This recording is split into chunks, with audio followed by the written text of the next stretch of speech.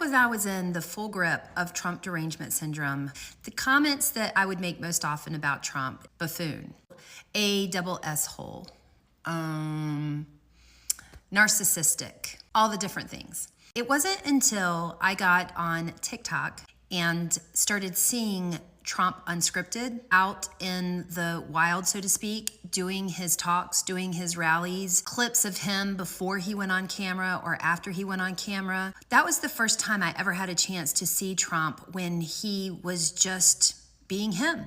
What I was astonished to find is he was a decent human being, even likable, definitely funny, maybe even hilarious. And that's when I really began to realize that there was something to the media creating a narrative and pushing it on everybody.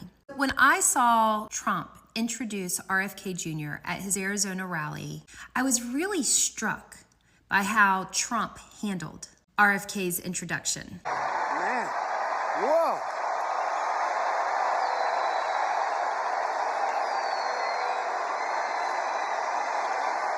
And he deserves it. He deserves it. When the crowd goes absolutely wild for RFK, Trump doesn't try to minimize it. He doesn't try to grandstand. He steps back and he says, I don't think I've ever introduced anyone that got applause like he just got. I must tell you, I don't think it's true. I don't think I've ever introduced anybody that got applause like that. someone who was narcissistic and couldn't stand to not be in the limelight, they can't stand to even recognize when somebody else is getting a lot of attention. Some way, somehow, they have to turn it back on themselves. For the past 16 months, Bobby has run an extraordinary campaign for President of the United States. I know, because he also went after me a couple of times. I didn't like it.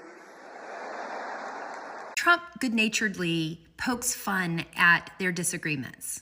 He's somewhat self-deprecating. He's funny about it. And I mean this sincerely. Had he been allowed to enter the Democrat primary, he would have easily beaten Joe Biden, but they wouldn't let him in. He admits that RFK did almost the impossible. I just don't think that a narcissistic buffoon, A-double-S hole, could still bring himself to draw attention to RFK's brilliance, to his phenomenal work that he's done. We've been a little bit on the opposite side of the equation, but I will say this, he is a brilliant, I still think of him as young. He's not that young. I always call him young, but he's not that young. But he is a phenomenal person, a phenomenal man who loves the people of this country as much as anybody can love the people of this country. I think this speaks volumes to the fact that we have been pushed a narrative about Trump. I've seen Trump demonstrate time and time again. He is a decent human being. He loves this country. He has been saying the same thing for decades about what he thinks the problems are in this country. He's never wavered. And I think how he is embracing RFK speaks volumes about his character as a person.